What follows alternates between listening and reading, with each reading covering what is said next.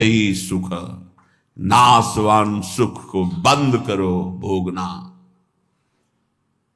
अलम विषय वार्तया नरक कोटि बीभत्सया, बंद करो ये विषय वार्ता का चिंतन कथन श्रवण, ये कोटि नरकों जैसा भय प्रदान करने वाला है। अभी तुम्हें समझ में नहीं आ रहा।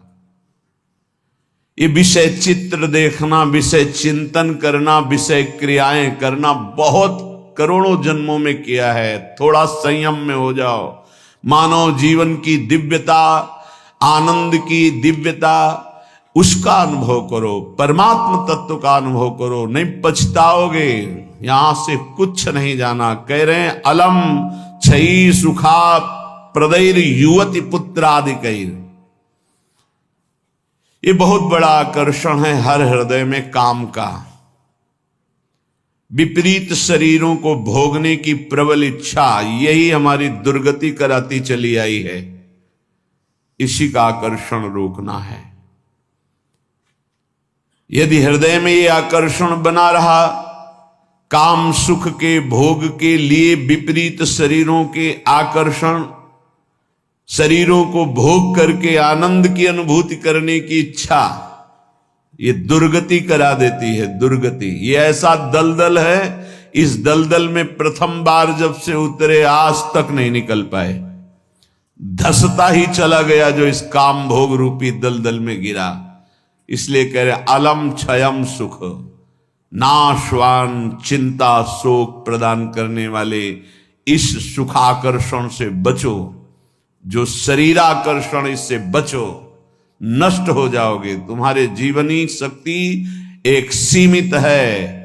अभी यौवन अवस्था है, नष्ट कर लो, फिर किसी काम के नहीं रहोगे। ना भगवत चिंतन ना शरीर चिंतन का रह जाएगा।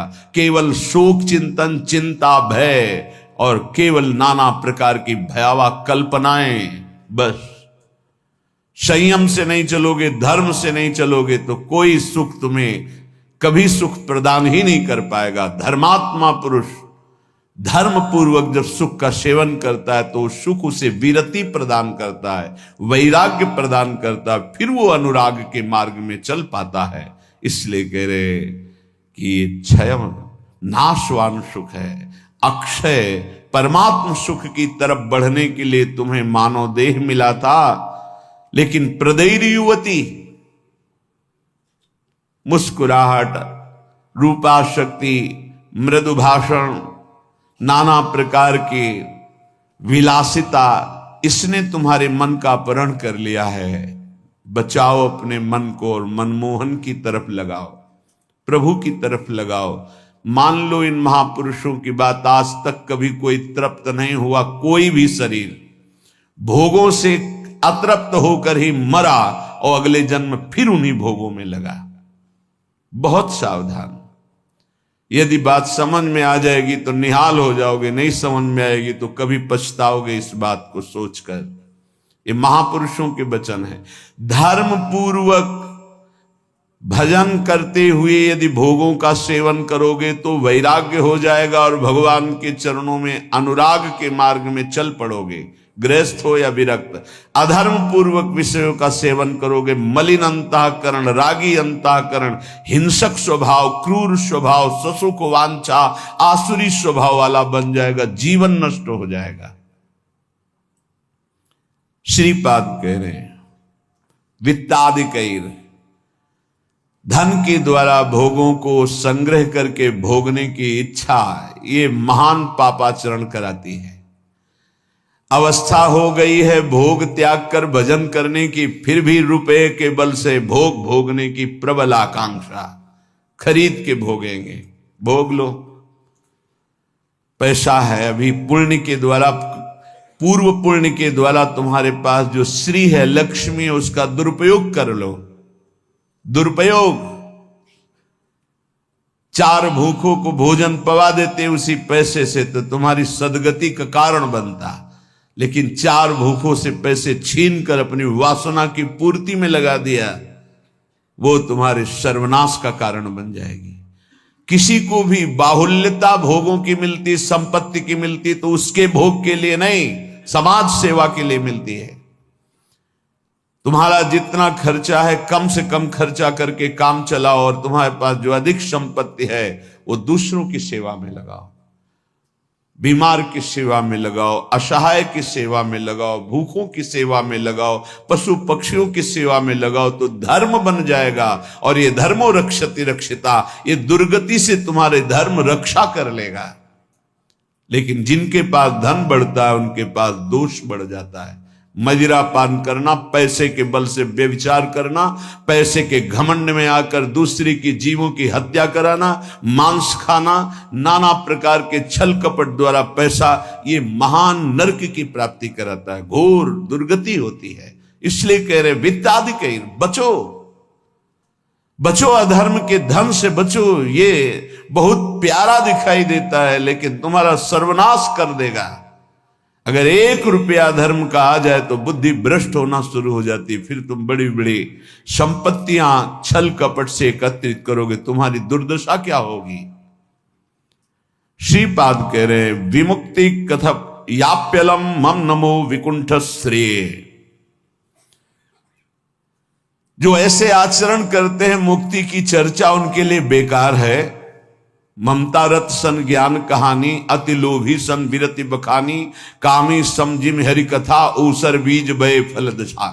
जैसे ऊसर भूमि में बीज फेंक दो बेकार चला जाए, ऐसे कामी पुरुष से भगवान के अनुराग की बात करो, ममता रत से ज्ञान की बातें करो, लोभी से वैराग्य की बातें करो, बोले सब बेकार हो जाती है। इसलिए बेकार हो जाती है कि उनके हृदय में इतनी मलिनता है को समझ ही नहीं पाएंगे। श्रीपाद कह रहे यद्यपि हम चर्चा कर रहे हैं कि अलम छई सुख प्रदैर युवती पुत्र वित्तादिकैर, पर फिर भी ये चर्चा बेकार है, क्योंकि ऐसे भोगी पुरुषों को चर्चा विमुक्ति की, मोक्ष की, परमार्थ पथ की समझ में ही नहीं आएगी। फिर भी हमारी प्रार्थना है कि आप समझने की चेष्टा करें।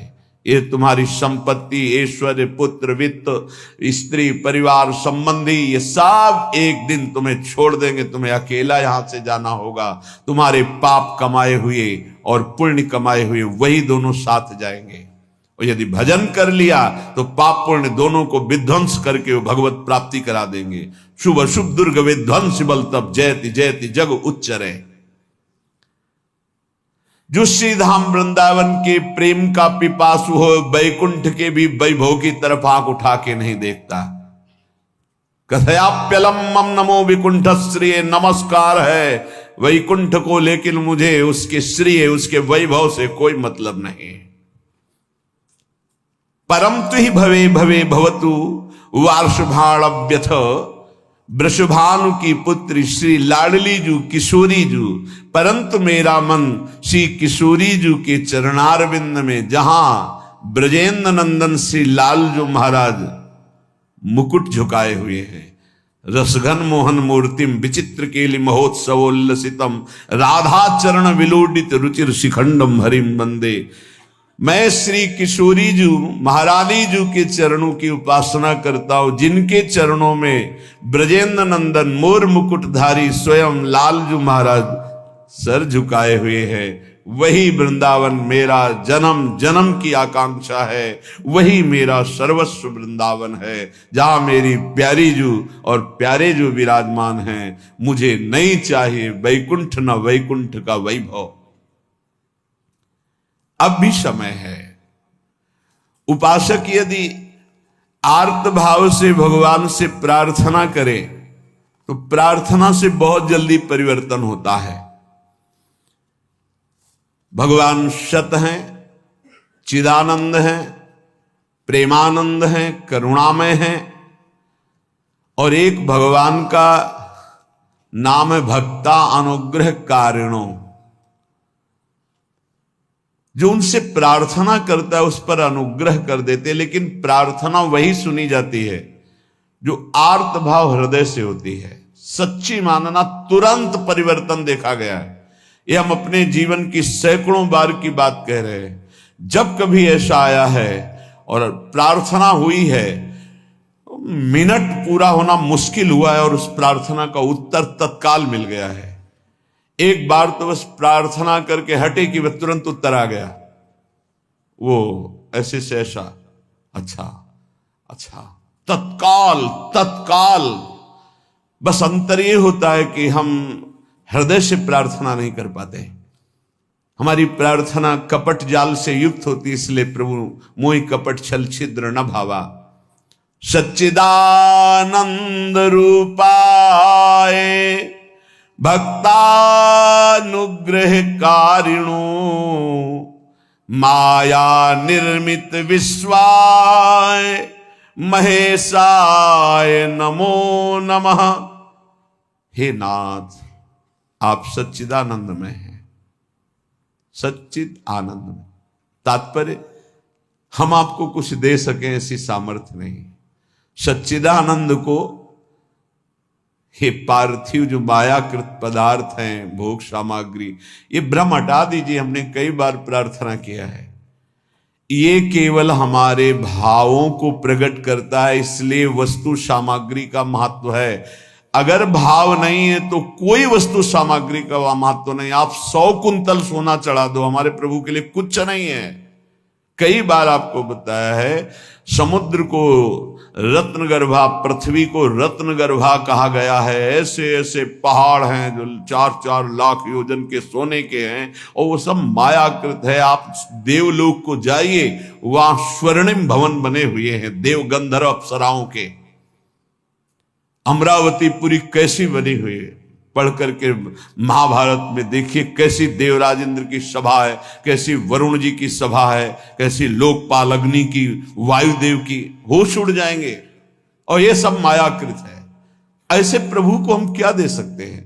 और ऐसे प्रभु को जब रोते हुए भाव से किसी ने पत्र अर्पित किया तो बिक गए एक पत्र में। पत्रम पुष्पम फलम तोयम। हे सच्चिदानंद प्रभु, आपके एक संकल्प से संपूर्ण सृष्टि प्रकट हुई है। ये प्रार्थना, मैं नीच आपको क्या दे सकता हूं नाथ? मेरे पास तो जो कुछ है वो सब आपका दिया हुआ है।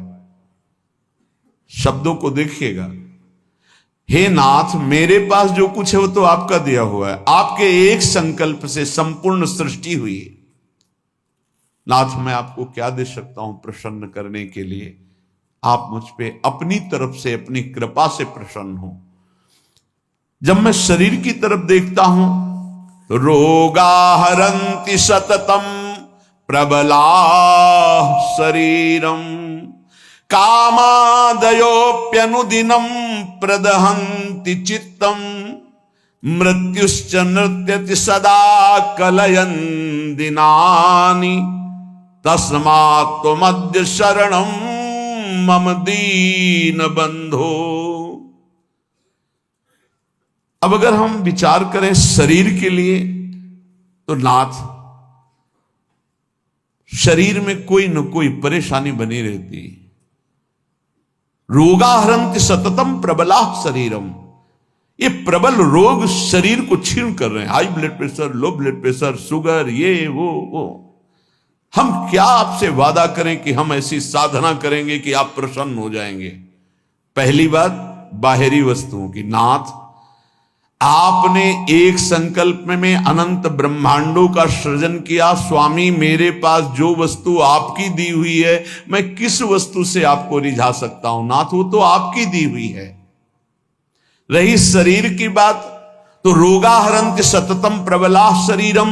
प्रबल रोग हमारे शरीर की शक्ति को छीण कर रहे हैं। अंदर आए सूक्ष्म शरीर, तो कामादयोप्यनुदिनम प्रदहन्ति चित्तम। ये काम, क्रोध, लोभ, मोह, मद, मत्सर इतना गंदा किए हैं अंदर की, हम कैसे आपको कहें कि हम अंदर से आपका ध्यान धर पाएंगे? कभी काम अपना प्रभाव दिखाता है, कभी क्रोध अपना प्रभाव, कभी लोभ, कभी मोह, कभी अहंकार, कभी ईर्ष्या। नाथ, बड़ा गंदा हृदय है। और पूरे जीवन की तरफ देखें, वादा करें कि आज संकल्प लेते हैं कि 5 वर्ष हम ऐसा करेंगे, तो 5 मिनट का भरोसा नहीं। मृत्युश्च नृत्यति सदा कलयन् दिनानि। नाच रही मृत्यु सिर पर, पता नहीं प्रभु कब हमारे शरीर का अंत हो जाए।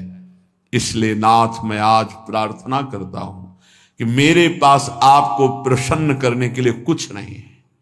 आपकी दी हुई भोग सामग्री और ये शरीर रोगों का घर, मन विकारों के द्वारा अपवित्र, और प्रभु पूरा जीवन मृत्यु के हवाले, किस समय मेरी मृत्यु हो जाए मुझे भरोसा नहीं, पता नहीं। नाथ तस्मात् त्वमद्य शरणम मम दीन बंधु, हे दीन बंधु अब एक ही उपाय, मैं आपकी शरण में हूं, आप मुझे अपने चरणों की शरण में रख लीजिए। हे प्रभु, वे देहो विनश्यति सदा परिणामशीलस्, चित्तम च खिद्यति सदा विषयानुरागी, बुद्धि सदा ही रमते विषयेषु नान्तस्, तस्मात् त्वमद्य शरणम मम दीन बंधु। बहुत सुंदर। नाथ, ये शरीर का प्रतिपल परिवर्तन हो रहा है। कभी घुटने के बल था, फिर किशोर अवस्था आई, फिर जवानी आई, फिर धीरे धीरे ढल रहा है। ये नाशवान शरीर नाश की तरफ जा रहा है और प्रभु मन प्रतिपल भोगों में लगा हुआ है, हमारा चित्त प्रतिपल भोगों में लगा हुआ है। ईमानदारी की बात देख लो, ये खाऊंगा, ये पीऊंगा, ये देखूंगा, ये भोगूंगा, ये भोगा, अब ये भोगूंगा, ऐसी ही गणित चलती रहती है अंदर। और मेरी बुद्धि बस एक ही बात, इस विषय को भोगने में ये सुख है निश्चय करती है, विषयों में सुख है। मारा गया प्रभु, मारा गया।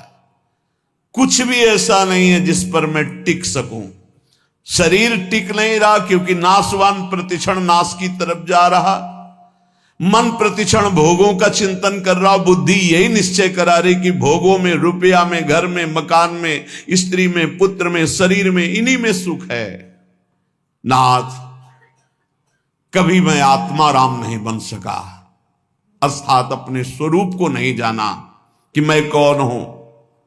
इसलिए दीन बंधु अब आपकी शरण में हूं, बचा लीजिए मुझे। हे नाथ, मैं आपकी शरण में हूं। आयुर्विनश्यति यथा मघटस्तथोयम्, विद्युत प्रभेव चपला बत यौवनश्रीः, वृद्धा प्रधावती यथा मृगराज पत्नी, तस्मात् त्वमद्य शरणम मम दीन बंधु। प्रभु, जैसे कच्चे घड़े के प्रभाव को जानो कि पानी डालते ही वो फैल जाता है, डस्ट हो जाता है, कच्चे घड़े में पानी नहीं टिकता। नाथ, इस तरह मेरा शरीर है, कच्चे घड़े की तरह, पता नहीं कब फूट जाए। जैसे पानी का बुलबुला बढ़िया दिखाई दे रहा है लेकिन किस क्षण फूट जाए उसका भरोसा नहीं, बिल्कुल ऐसे ही। विद्युत प्रभेव चपला बत यौवनश्री, ये जवानी, ये वैभव बिजली की तरह है। इसको भी देखा, बहुत चंद दिनों में नष्ट होते देखा। ये जो श्री अर्थात लक्ष्मी है, चपला है, इसे चंचला कहा गया है। ये किसी एक जेब में बराबर नहीं टिकेगी। वही रुपया लाखों लोग कह चुके हैं कि मेरा है और लाखों कहेंगे मेरा है, वो बदलता चला जाएगा, चपला है। आयुर्विनश्यति यथा मघटस्थ तोयम, विद्युत प्रभेव चपला बत यौवनश्री। ये जवानी, ये रुपया, ये भोग सामग्री, ये वाहवाही किसी की ब्याही हुई नहीं है। आज जवान हो, कल तुम्हारी दुर्दशा हो जाएगी। आज धनी हो, कल मांग करके तुम्हें खाने की भी हिम्मत नहीं रहेगी, ऐसी स्थिति आ जाएगी। बहुत होश में। वृद्धा प्रधावती यथा मृगराज पत्नी, जैसे सिंहनी खाने को तैयार है, ऐसे रोग युक्त वृद्धावस्था तुम्हारा इंतजार कर रही। जब धक्का लगा के घर से बाहर कर दिए जाओगे, कर्म के परिणाम में कुछ भी तुम्हारा नहीं, कोई भी तुम्हारा नहीं। ऐसे कितने उदाहरण हैं। इसलिए अभी दीन बंधु प्रभु के नाम जपने का अवसर जप लो। अभी प्रभु की शरण में हो जाओ, तुम्हारा मंगल हो जाएगा। इस पर भरोसा मत करो। जब घटनाएं सुनते हैं तो लगता है कि लोगों को सीख लेनी चाहिए। अपने पुत्र को 10,000 करोड़ की संपत्ति कमा के दी, उसी पुत्र ने धक्का मार के बाहर कर दिया और रोता घूम रहा है कि हमें अपने घर में रख ले। ए भाई, हरिशरणम अगर ये जीवन में नहीं है तो तुम्हारा सब जीवन व्यर्थ चला जाएगा। आयाद व्ययो मम भवत्यधिको अविनीते कामादयो हि बलिनो निबला समाद्या मृत्युर्यदा तुदति मां बत किं बदेयम। हे प्रभु, ये जो रुपए की आय है ये जीव को पागल बना देती है, धर्म से भ्रष्ट कर देती है। ये भी देखा है, जितना अधिक रुपया आएगा उतनी बुद्धि भ्रष्ट होती चली जाएगी। रुपये का सदुपयोग कोई महाभागवत कर पाता है? नहीं, रुपया बहुत बुरी तरह कर्म बिगाड़ देता है। जहां रुपया बढ़ा तो फिर कर्म बिगाड़ देता है, कुछ नहीं, भारी प्रमाद। ये जो आप लोग बैठकर सत्संग सुन रहे हैं, बड़ी भगवत कृपा है जो आप यहां आकर के सत्संग सुन रहे हैं, भगवत कृपा। संसारियों को भगवत चर्चा सुनने की ना प्रेरणा होती है, ना इच्छा होती है, ना समय दिया जाता है। और जिसे सत्संग नहीं मिला जीवन में, उसका जीवन कूड़ा बना रहता है। गंदे आचरण, गंदा खाना पीना, गंदा व्यवहार। भगवत प्राप्ति करना है, भजन करना है, ऐसा कहीं चिंतन ही नहीं है, कहीं चिंतन नहीं। बस कमाना, ये सत्य है संसार, ऐसा भाव, कमाना है, मकान बढ़िया बन जाए, रुपया बैंक बैलेंस हो, अमुक कार्य सोचते सोचते मर गया, फिर अगला जन्म हुआ, फिर यही सोच, कब तक चलता रहेगा? आयाद व्ययो मम भवत्यधिको विनीते। और जब आय अधिक होने लगती है और बुद्धि व्यभिचारी हो जाती है, धर्म से अधर्म की तरफ जाने लगती है, तो फिर उसका व्यय गंदे तरीके से होता है, गंदे तरीके से। जो धर्मात्मा पुरुष होते हैं उनका धन बहुत अच्छी तरीके, सो धन धन्य प्रथम गति जाकी। क्या?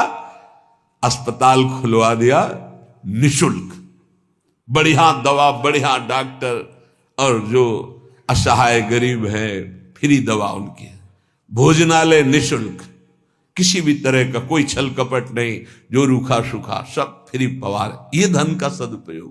गौ सेवा, लाखों गौओं का, पशु पक्षियों का पोषण हो रहा है। ये विद्यालय खुलवा दिया, निशुल्क विद्यालय, फीस डॉक्टरों की, मास्टरों की, जो भी जैसे, वो सब अलग अपनी तरफ से, औषधालय, विद्यालय, ये सब वो धर्मात्मा पुरुष का ऐसे खर्चा होता है। अधर्मी का खूब शराब पी रहे हैं, व्यभिचार कर रहे हैं, कितने रुपए लगे आज के नाच में, इतने लगे पार्टी में। अस्पताल खुलवा देते तो पूरे तुम्हारा परिवार का कल्याण हो जाता, कितना लाभ मिलता। जो धनाभिमानी हैं उनके द्वारा धन का सदुपयोग नहीं होता, जो भगवत चरणारविंद के आश्रित है उनका सदुपयोग होता है। बोले प्रभु, अधिक आय होने पर धन का व्यय गलत तरीके से होने लगता है। नाथ, उसका प्रभाव यह हुआ कि काम आदि दोष बहुत बढ़ जाते हैं, बहुत बढ़ जाते हैं। कामादयो ही बलिनो निवला समाद्या, इतना निर्बल कर देता है कि वो बुद्धि से निश्चय ही नहीं कर पाता कि ऐसा करना चाहिए कि नहीं, वो ना करने योग्य व्यभिचार करता है।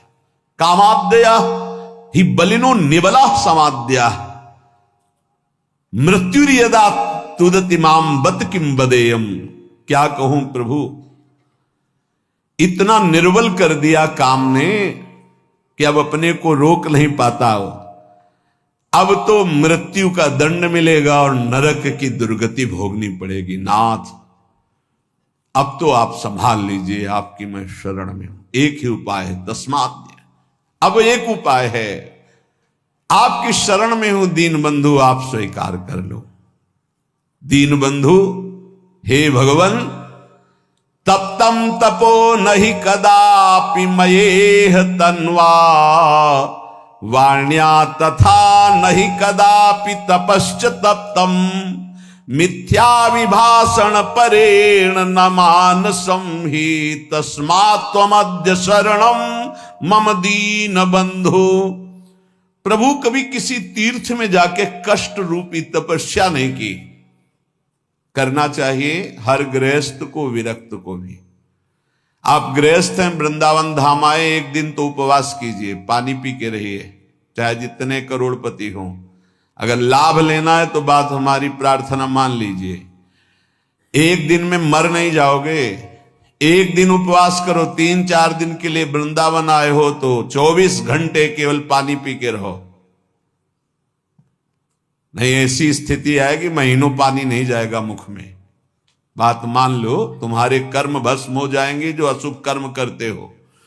वृंदावन आओ, हरिद्वार जाओ, काशी जाओ, तीर्थ यातन करो, करो अवश्य करो, जिससे तुम्हारी मलिनताएं नष्ट होंगी। लेकिन होटलबाजी मत करो, तीर्थों में जाकर के पिकनिक मत मनाओ, गंदे आचरण मत करो तीर्थों में। नहीं, पुरखा भी जो तुम्हारे कुछ ऊंचे होंगे ना, वो नरक चले जाएंगे। 21 पीढ़ियां तरती तो 21 पीढ़ियां नरक भी जाती है। तीर्थ याटन करने का लाभ वही ले पाता है जो तीर्थों में जाके तप करता है, कष्ट सहता है। एक दिन जल से व्यतीत करो, दूसरे दिन फलाहार करो, तीसरे दिन थोड़ा अन्न ले लो। कोई अपराध न बनने पावे, बचा के अपने पुण्य निकल जाओ। कोई दोष दर्शन न करो, किसी की निंदा न करो, कोई पापाचरण न करो। तीर्थ आए हो, किसी को जब तक साधु संग नहीं मिलता तो तीर्थों का भी लाभ नहीं ले पाते। वृंदावन धाम आए, मुख में मसाला खाए, 25 से थूक दिया, वैष्णव आ रहा जब करते, और उसके पैर में पड़ा, सारे सुख तो थूकने वाले के नष्ट हो गए। दोना में चाट खाई, परिक्रमा मार्ग में फेंक दिया। उनको क्या पता है कि कहां क्या है।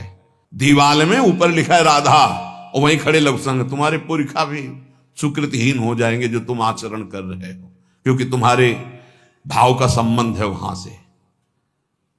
बहुत सावधान। तीर्थों में लाभ तभी ले सकते हो, लघुशंका बहुत देख के, कहां करने, थूकना बहुत देख के। तीर्थों में जाए, पक्का एक दिन उपवास करे, एक दिन फलाहार करे, एक दिन थोड़ा सा अन्न, और वो भी पवित्र अन्न। ऐसा नहीं कि आदेश कर दिया खूब छौंक बघार के प्याज लहसुन हो, ये वो। तीर्थ याटन करने गए हो, ऐसे थोड़ी जाया जाता है तीर्थ याटन। मनोरंजन के लिए मत जाना कभी हरिद्वार, ऋषिकेश, काशी और वृंदावन। मनोरंजन के लिए मत आना। अगर मनोरंजन के लिए आए हो तो जितने सुकृत हैं सब नष्ट हो जाएंगे। यहाँ का होटल लिया और वही सब करते हैं जो बंबई कलकत्ता में करते हैं। बंबई कलकत्ता नहीं है, ये नित्य विहार स्थली प्रिया प्रीतम के। एक सुकृत करोड़ों सुकृत के बराबर, और एक पाप करोड़ों पाप से भी भारी पड़ेगा यहां। इसलिए होश में तो कह रहे प्रभु, तप्तम तपो नहीं कदापि मयेह तन्वा। इस शरीर को कभी तपस्या के द्वारा कष्ट नहीं दिया, तीर्थों में जाके देना चाहिए कष्ट। अब माघ में देखो ना, बड़े बड़े सुकृतशाली वहां जाते हैं, पांडाल खोलते, संत महात्माओं का वास कराते, भोजन कराते और 3 बार नहाते हैं। माह महीने में गंगा जी का नहाना भारी तपस्या है। ऐसे एक डुबकी लगाओ तो लगता है सर है कि नहीं है, कुछ पता ही नहीं चलता, इतना ठंडा चल रही वायु। हाँ, गीजर में नहाने वाले गंगा जी में कब डुबकी मार पाएंगे। तो तीर्थों में जाते 8 बजे वहां से उठे हो, गीजर से नहा धो के पान वान खा के बाहर। ऐसे तीर्थ नहीं होते। 3 बजे तड़के जाओ, गंगा स्नान करो, बैठो भजन में, माला चलाओ। 3 दिन 4 दिन जो वृंदावन वास, तीर्थराज, प्रयागवास, काशीवास, ये कठोर तप पूर्वक किया जाता है। पर प्रभु कभी ऐसा नहीं हुआ। दीन बंधु और वाण्या तथा नहीं कदापि तपश्च तप्तम। वाणी का कभी तप नहीं किया। शरीर का ये तप है तीर्थ याग, और वाणी का तप 2 घंटे 3 घंटे बैठ गए, खूब नाम कीर्तन किया, राधा राधा राधा। नाम कीर्तन में मन बड़े पुण्यात्मा पुरुष का लगता है। और नाम संकीर्तनम यस्य सर्व पाप प्रणाशनम, समस्त पापों को विध्वंस कर देता है नाम कीर्तन। तो वाण्या तथा नहीं कदापि तपश्च तत्तम, नाथ कभी शरीर से तो तप तीर्थों में किया नहीं, वाणी से कभी नाम कीर्तन का तप नहीं किया।